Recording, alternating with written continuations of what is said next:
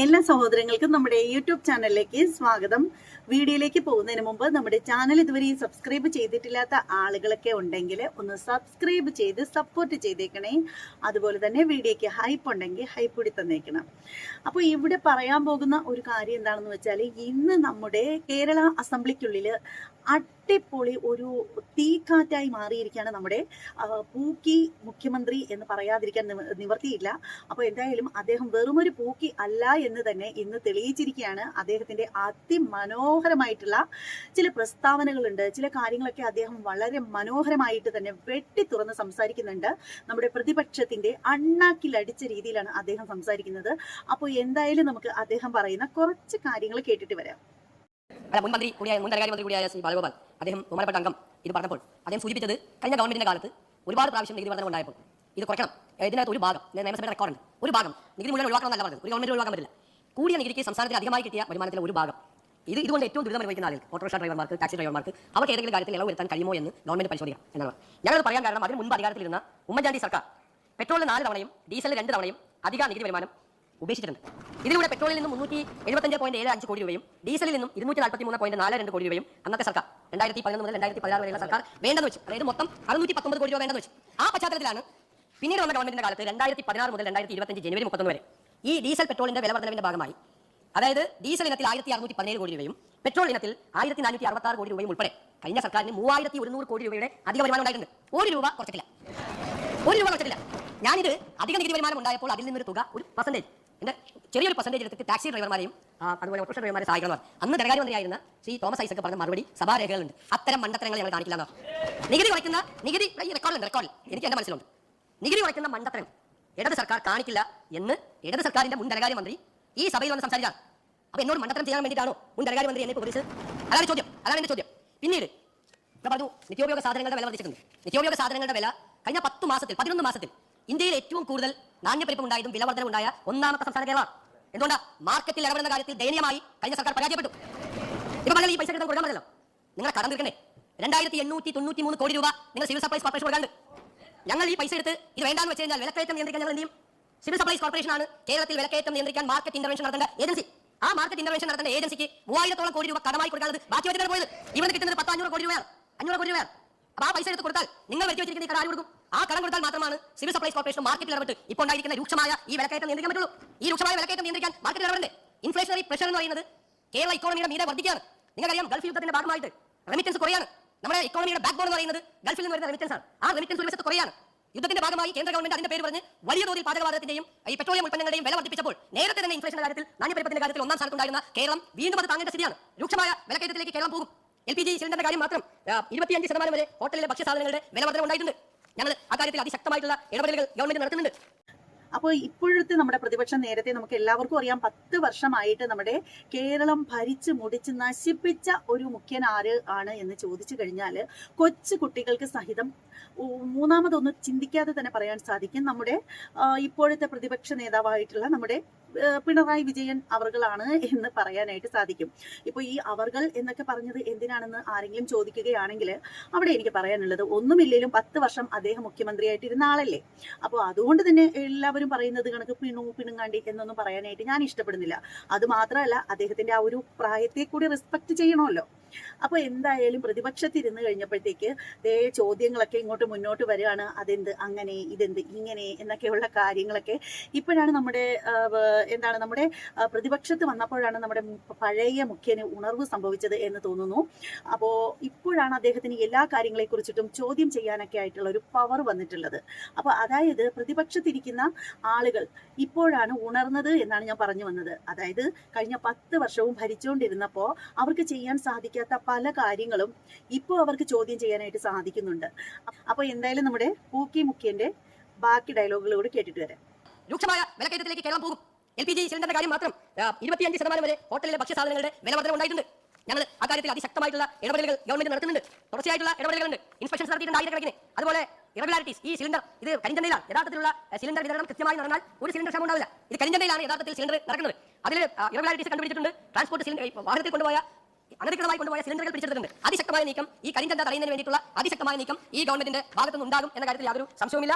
എല്ലാ തരത്തിലും ഈ ക്രൂഡ് ഓയിലിന്റെ വില, LPG യുടെ വില വർദ്ധിച്ചത്, ഭക്ഷ്യസാധനങ്ങളുടെ വില നിയന്ത്രണത്തിനും ഈ LPG ക്ഷാമം ഉണ്ടാകാതിരിക്കുന്നതിന് വേണ്ടിയിട്ട് ഗവൺമെന്റ് ശക്തമായ നടപടികൾ സ്വീകരിക്കും. ഇനി പെട്രോൾ ഡീസൽ വില വർധന ഏറ്റവും കൂടി നിന്ന സമയത്താണ് സോഷ്യൽ സെക്യൂരിറ്റി പെൻഷന്റെ പേരിൽ അങ്ങ് ധനകാര്യമന്ത്രി ആയിരുന്നപ്പോൾ ഇന്ധന സെസ് 2 രൂപയ്ക്ക് വർദ്ധിപ്പിച്ചു. അല്ല, അങ്ങ് അന്നത്തെ എന്റെ പ്രശ്നം കൂടി ഒന്ന് കോട്ടയണം. ഞാൻ പറഞ്ഞു ഇത് അപകടമാണ്. ഈ 2 രൂപ ഇപ്പോൾ വില കൂടി നിൽക്കുമ്പോൾ വർദ്ധിച്ചാൽ, കാരണം കേരളം നമ്മളെല്ലാവരും ആഗ്രഹിക്കുന്ന കാര്യം, കേരളം ഒരു കൺസ്യൂമർ സ്റ്റേറ്റ് ആണ്. ഉൽപ്പന്നങ്ങൾ കേരളത്തിലേക്ക് അന്യ സംസ്ഥാനങ്ങളിൽ നിന്ന് ഏറ്റവും ലോങ് ഡിസ്റ്റൻസ് ട്രാവൽ ചെയ്ത് വരുന്ന ട്രക്കുകളാണ് വരുന്നത്. ഡീസലാണ് പെട്രോളിനെക്കാളും കൂടുതൽ കൺസംഷൻ നടക്കുന്നത് ഡീസലാണ്. ഡീസൽ കൺസംഷനാണ്. ആ ഡീസൽ കൺസംഷൻ മാഹിയിൽ വരുമ്പോൾ വേറെ വില, തമിഴ്നാട് അതിർത്തിയിൽ വരുമ്പോൾ വേറെ വില, കർണാടക അതിർത്തിയിൽ വരുമ്പോൾ വേറെ വില. വലിയ വില വ്യത്യാസം കേരളത്തിൽ ഉണ്ടാകുമ്പോൾ എന്ത് ചെയ്യും? ഈ ട്രക്ക് അവർ ഫുൾ ലോഡ് സംസ്ഥാന അതിർത്തിയിൽ നിന്ന് ഫിൽ ചെയ്തിട്ട് വരും, ഫുൾ ലോഡ്. അപ്പോൾ ഞാനൊന്ന് പറഞ്ഞു, ഇതിന്റെ നിങ്ങൾ 2 രൂപ കൂട്ടിയപ്പോൾ നിങ്ങൾക്ക് ഒരുപാട് നികുതി നഷ്ടം ഉണ്ടാവും. കാരണം ഡീസലിന്റെ കൺസംഷൻ കുറയും എന്ന് പറഞ്ഞു. അന്ന് പരിഹസിച്ചൊന്നും ഞാൻ പറയില്ല, അങ്ങ് പറഞ്ഞു ഒരു കൺസംഷൻ കുറയാൻ പോകാന്ന് പറഞ്ഞു. ഞാനത് ഓട്ട് വെച്ചിട്ട് ഒരു കൊല്ലം കഴിഞ്ഞപ്പോൾ അങ്ങേക്ക് ഡീസൽ കൺസംഷന്റെ കണക്ക് കാണിച്ചു. 1.5 കോടി ലിറ്ററിന്റെ ഡീസലിന്റെ കൺസംഷൻ കുറവുണ്ടായി. 1.5 കോടി. തെറ്റായ തീരുമാനമായിരുന്നു ആ സെസ് കൂടാനുള്ള തീരുമാനം. അന്നത്തെ കാലത്ത് തെറ്റായ തീരുമാനം. കാരണം ഈ ട്രക്കുകളെല്ലാം പുറത്തു നയിച്ചു. അത് മാത്രമല്ല, ഇപ്പോഴും കേരളത്തിലേക്ക് അനധികൃതമായ ഡീസൽ, ഈ പെട്രോൾ വലിയ തോതിൽ ഇതര സംസ്ഥാനങ്ങളിൽ നിന്ന് വന്ന് ഒരു ടാക്സും കൊടുക്കാതെ, നമുക്ക് ടാക്സ് ഉണ്ടല്ലോ, സ്റ്റേറ്റിൽ ഒരു ടാക്സും കൊടുക്കാതെ വ്യാപകമായി വിറ്റഴിക്കപ്പെടുക. അത് തടയാനുള്ള അതിശക്തമായ നടപടികൾ ഈ ഗവൺമെന്റ് സ്വീകരിക്കും. ഒരു സംശയ കാര്യത്തിലില്ല. അങ്ങയുടെ കാലത്താണ് ഈ അപകടം മുഴുവൻ ഉണ്ടായത്. ഈ അപകടം മുഴുവൻ 1.5 കോടി ലിറ്ററിന്റെ ഡീസലിന്റെ കൺസംഷൻ കുറയുകയും വ്യാപകമായ നികുതി നഷ്ടം ഈ മേഖലയിൽ ഉണ്ടാകുകയും ചെയ്തത് ശക്തമായ നടപടികൾ ഗവൺമെന്റിന്റെ ഭാഗത്ത് നിന്ന് സ്വീകരിക്കാത്തതുകൊണ്ടാണ്. അത് ഞങ്ങൾ മനസ്സിലാക്കി, ആ കഴിഞ്ഞ സർക്കാരിന്റെ കാലത്തുള്ള കുറവുകൾ മനസ്സിലാക്കി ഞങ്ങൾ അതിശക്തമായ നടപടികൾ സ്വീകരിക്കും. ഒരു സംശയവും കാര്യത്തിലില്ല. അതുകൊണ്ട് ഇപ്പോഴുള്ള കാര്യങ്ങൾ, ഈ കാര്യങ്ങളെല്ലാം പരിശോധിക്കണം. വിലവർദ്ധനവ് തടയുന്നതിന് വേണ്ടിയിട്ടുള്ള നടപടികളാണ് സ്വീകരിക്കാൻ ഫസ്റ്റ് പ്രയോറിറ്റി. ഗവൺമെന്റിന്റെ പ്രയോറിറ്റി അതാണ്. വിലവർദ്ധനവ് തടയാൻ, ഈ നാണ്യപ്പെരുപ്പം കുറച്ച് വിലവർദ്ധനവ് തടയാനുള്ള നടപടികൾ സ്വീകരിക്കുക എന്നതാണ് സർക്കാരിന്റെ ഫസ്റ്റ് പ്രയോറിറ്റി. പിന്നെ അങ്ങ് ഫിനാൻസ് കമ്മീഷന്റെ 15ാമത് ഫിനാൻസ് കമ്മീഷൻ 16ാമത് ഫിനാൻസ് കമ്മീഷനായ മാറിയ കാര്യം ഞങ്ങൾക്ക് 1.92 കിട്ടിയെന്ന്. അതൊന്നും ഞാനിപ്പോൾ മറുപടി പറയുന്നില്ല. ഈ സംസ്ഥാനത്തെ തന്നെ വിസ്മയിപ്പിക്കുന്ന ഒരു ഡെവലപ്മെന്റ് സംസ്ഥാനത്തിന്റെ സമ്പദ് വ്യവസ്ഥയെക്കുറിച്ച് വരുന്നുണ്ട്. മനസ്സിലായി? ഇതിനൊക്കെയുള്ള മറുപടി അതിനകത്തുണ്ട്. അപ്പോൾ അതിനൊക്കെയുള്ള മറുപടി, കൃത്യമായ മറുപടി അതിൻ്റെ അകത്തുണ്ട്. അന്ന് കേന്ദ്രത്തിൽ നിന്ന് എന്ത് കിട്ടി, ഇന്ന് കേന്ദ്രത്തിൽ നിന്ന് എന്ത് കിട്ടുന്നില്ല എന്നൊക്കെയുള്ള കാര്യം ഞാനത് വൈറ്റ് പേപ്പർ സഭയുടെ മുമ്പിൽ വെക്കേണ്ട ഒരു സുപ്രധാനമായ രേഖയാണ്. ആ വൈറ്റ് പേപ്പറിലുള്ള കാര്യങ്ങൾ എനിക്ക് പറയാനുള്ള പരിമിതികളുണ്ട്. അത് അനൗചിത്യമാണ്, ഒരു ഇംപ്രോപ്രൈറ്റി അതിനകത്തുണ്ട്, നേരത്തെ പറഞ്ഞാൽ. അതുകൊണ്ട് ആ പേപ്പർ വെക്കുമ്പോൾ വളരെ കൃത്യമായ കാര്യങ്ങൾ പറയും. കേന്ദ്രത്തിൽ എന്ത് കിട്ടി, ഇപ്പോൾ 16ാം ധനകാര്യ കമ്മീഷൻ വന്നപ്പോൾ എന്ത് കിട്ടുന്നില്ല എന്നൊക്കെ കൃത്യമായി അങ്ങ് ഉണ്ടാക്കി വെച്ചിരിക്കുന്ന ഒരു പ്ലാൻ ഉണ്ടല്ലോ. അതാണ് ഇപ്പോൾ ഞങ്ങളുടെ തോളത്തിരിക്കുന്നത്. അതിനെക്കുറിച്ചൊക്കെ വിശദമായി ആ ഫിസിക്കൽ ഹെൽത്തിനെ കുറിച്ച് ഞങ്ങളൊരു പൊളിറ്റിക്കൽ പേപ്പർ, അത് ഈ കേരളത്തിന്റെ സാമ്പത്തിക ആരോഗ്യത്തെക്കുറിച്ചുള്ള കൃത്യമായ പേപ്പറാണ്. അതിനുള്ള മറുപടി ഉണ്ടാവും. അതുകൊണ്ട് ഈ കാര്യം സഭാ നടപടികൾ നിർത്തിവെച്ച് ചർച്ച ചെയ്യേണ്ട ഒരു കാര്യമില്ല. ഞാൻ ഡയലോഗ് കൊണ്ട് മാത്രം കാര്യമില്ല, ഇനിയും കാര്യങ്ങളൊക്കെ മുന്നോട്ട് പോകാനുണ്ട്. ഒരുപാട് കാര്യങ്ങൾ മുന്നോട്ട് പോകാനായിട്ടുണ്ട്. അപ്പോൾ എന്തായാലും നമുക്ക് സൗജന്യ ബസ് യാത്ര എന്ന് പറഞ്ഞിട്ട് ഇപ്പോൾ അതിനെക്കുറിച്ചിട്ടൊക്കെ കുറച്ച്, അതായത് നേരത്തെ പറഞ്ഞിരുന്നത് തീർത്ഥാടനത്തിന് പോകാം, എവിടെ വേണമെങ്കിലും പോകാം, സ്ത്രീകൾക്ക് ബസ് യാത്ര എല്ലാ അർത്ഥത്തിലും ഫ്രീ ആണ് എന്നൊക്കെയായിരുന്നു പറഞ്ഞിട്ടുണ്ടായിരുന്നത്. പിന്നെ ഇടയ്ക്ക് വെച്ച് പറയുന്നുണ്ടായിരുന്നു അത് പിങ്ക് ബസ്സിൽ മാത്രമേ ഉണ്ടാവൂ, ഒരു റൂട്ട് മാത്രമേ ഉണ്ടാവൂ എന്നൊക്കെ പറഞ്ഞിട്ട് പറയുന്നത് കേട്ടു. ശരിക്കും പറയുകയാണെങ്കിൽ ഈ ഒരു ഇലക്ഷന്റെ ആ ഒരു ടൈമിൽ ഇങ്ങനെ ഒരു പ്രസ്താവന ഇറക്കിയപ്പോൾ തന്നെ എന്റെ മനസ്സിലുണ്ടായിരുന്നു ഇതൊന്നും പ്രാവർത്തികമാകാൻ പോകുന്നില്ല. എങ്ങാനും ആവുകയാണെങ്കിൽ ഒരുപാട് നിബന്ധനകളും കാര്യങ്ങളൊക്കെ അതിന് പിന്നിൽ വരും എന്നുള്ള കാര്യം ബുദ്ധിപൂർവ്വം ചിന്തിച്ചു കഴിഞ്ഞാൽ ആർക്കും മനസ്സിലാക്കാൻ പറ്റാവുന്ന ഒരു കാര്യം തന്നെയാണത്. പിന്നെ ഇവിടെ ഈ ഒരു വിഷയത്തിൽ എനിക്ക് പറയാനുള്ള ഒരു കാര്യം എന്താണെന്ന് വെച്ചാൽ മറ്റൊന്നുമല്ല, നിങ്ങൾക്ക് ഈ ഒരു ബസ് യാത്ര, അതായത് സൗജന്യ ബസ് യാത്ര പ്രാവർത്തികമാക്കാനായിട്ട് പറ്റിയില്ല എന്നുണ്ടെങ്കിലും ദയവ് ചെയ്ത് ദാരിദ്ര്യം നിർമ്മാർജ്ജനം അതിന് തന്നെ ആയിരിക്കണം മുൻഗണന കൊടുക്കേണ്ടത്. ഇപ്പോൾ നിലവിൽ കിട്ടുന്ന റേഷനേക്കാൾ കൂടുതൽ ക്വാണ്ടിറ്റി കൊടുക്കുകയാണെങ്കിൽ അത് സാധാരണപ്പെട്ട ആളുകൾക്ക് വളരെ ഉപയോഗപ്രദമായിരിക്കും എന്നാണ് എനിക്ക് പറയാനുള്ളത്. അതായത് നമ്മൾ റേഷൻ കടയിൽ നിന്ന് വാങ്ങിക്കുന്നത് ഇപ്പോൾ എന്താണെന്ന് വെച്ചാൽ പച്ചരി, ഗോതമ്പ്, അതുപോലെ തന്നെ പുഴുക്കലരി എന്ന് പറയും, നമ്മൾ ചോറ് വയ്ക്കുന്ന അരി. അപ്പോൾ ഇതാണ്, പിന്നെ വല്ലപ്പോഴും ഒക്കെ മണ്ണെണ്ണ, ഇതാണ് നമുക്ക് റേഷൻ കടയിൽ നിന്നും സാധാരണ രീതിയിൽ കിട്ടിക്കൊണ്ടിരിക്കുന്നത്. അപ്പോൾ ഇതുകൊണ്ട് മാത്രം സാധാരണപ്പെട്ട ഒരു വീട്ടിൽ ജീവിക്കാനായിട്ട് സാധിക്കുകയില്ല. സാധാരണപ്പെട്ടെന്ന് പറഞ്ഞാൽ ഒരു തരത്തിലും ആർക്കും ഇത് മാത്രം വെച്ചിട്ട് ജീവിതം മുന്നോട്ട് കൊണ്ടുപോകാനായിട്ട് സാധിക്കത്തില്ല. അപ്പോൾ സൗജന്യ ബസ് യാത്രയും അതുപോലെയുള്ള സംഭവങ്ങളൊന്നും നിങ്ങൾ ചെയ്യേണ്ട ആവശ്യമില്ല. നിങ്ങൾക്ക് ഈ ഒരു ബസ് യാത്ര, അതായത് സൗജന്യ ബസ് യാത്ര പ്രാവർത്തികമാക്കാനായിട്ട് പറ്റിയില്ല എന്നുണ്ടെങ്കിലും ദയവ് ചെയ്ത് ദാരിദ്ര്യം നിർമ്മാർജ്ജനം അതിന് തന്നെ ആയിരിക്കണം മുൻഗണന കൊടുക്കേണ്ടത്. ഇപ്പോൾ നിലവിൽ കിട്ടുന്ന റേഷനേക്കാൾ കൂടുതൽ ക്വാണ്ടിറ്റി കൊടുക്കുകയാണെങ്കിൽ അത് സാധാരണപ്പെട്ട ആളുകൾക്ക് വളരെ ഉപയോഗപ്രദമായിരിക്കും എന്നാണ് എനിക്ക് പറയാനുള്ളത്. അതായത് നമ്മൾ റേഷൻ കടയിൽ നിന്ന് വാങ്ങിക്കുന്നത് ഇപ്പോൾ എന്താണെന്ന് വെച്ചാൽ പച്ചരി, ഗോതമ്പ്, അതുപോലെ തന്നെ പുഴുക്കലരി എന്ന് പറയും, നമ്മൾ ചോറ് വയ്ക്കുന്ന അരി. അപ്പോൾ ഇതാണ്, പിന്നെ വല്ലപ്പോഴും ഒക്കെ മണ്ണെണ്ണ, ഇതാണ് നമുക്ക് റേഷൻ കടയിൽ നിന്നും സാധാരണ രീതിയിൽ കിട്ടിക്കൊണ്ടിരിക്കുന്നത്. അപ്പോൾ ഇതുകൊണ്ട് മാത്രം സാധാരണപ്പെട്ട ഒരു വീട്ടിൽ ജീവിക്കാനായിട്ട് സാധിക്കുകയില്ല. സാധാരണപ്പെട്ടെന്ന് പറഞ്ഞാൽ ഒരു തരത്തിലും ആർക്കും ഇത് മാത്രം വെച്ചിട്ട് ജീവിതം മുന്നോട്ട് കൊണ്ടുപോകാനായിട്ട് സാധിക്കത്തില്ല. അപ്പോൾ സൗജന്യ ബസ് യാത്രയും അതുപോലെയുള്ള സംഭവങ്ങളൊന്നും നിങ്ങൾ ചെയ്യേണ്ട ആവശ്യമില്ല. ഇനി എങ്ങാനും ചെയ്തു കഴിഞ്ഞാൽ നമുക്ക് എല്ലാവർക്കും അറിയാം വളരെയധികം നഷ്ടത്തിൽ തന്നെയാണ് KSRTC പൊയ്ക്കൊണ്ടിരുന്നത് എന്നുള്ള കാര്യം. അതുകൊണ്ട് തന്നെ നമ്മൾ അഥവാ നമ്മുടെ സർക്കാരിന് അങ്ങനെ വെക്കണമെന്ന് തോന്നുകയാണെങ്കിൽ ഇപ്പോൾ 60 വയസ്സിന് ശേഷമുള്ള സ്ത്രീകൾക്ക് അത്തരത്തിലുള്ള സൗജന്യ യാത്ര കൊടുക്കുന്നതിൽ നമുക്ക് യാതൊരു തരത്തിലുള്ള പരാതിയില്ല. ഇപ്പോൾ നമ്മളെപ്പോലുള്ളവർ വളരെ ബുദ്ധിമുട്ടി തന്നെയാണ് നമ്മളൊക്കെ കഴിയുന്നത്. എന്നാലും കുഴപ്പമൊന്നുമില്ല.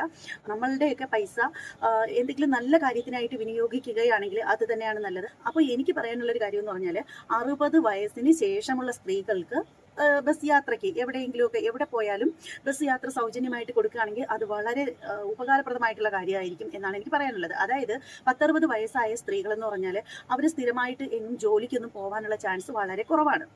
അപ്പോൾ അല്ലാതെ സ്ത്രീകൾക്ക് സൗജന്യ യാത്ര എന്ന് പറയുകയാണെങ്കിൽ സാധാരണ എല്ലാവരും ജോലിക്ക് പോകും, പഠിക്കാൻ പോകുന്നവർ അങ്ങനെ ഒരു ദിവസം തന്നെ ഒരുപാട് ആളുകൾ യാത്ര ചെയ്യും.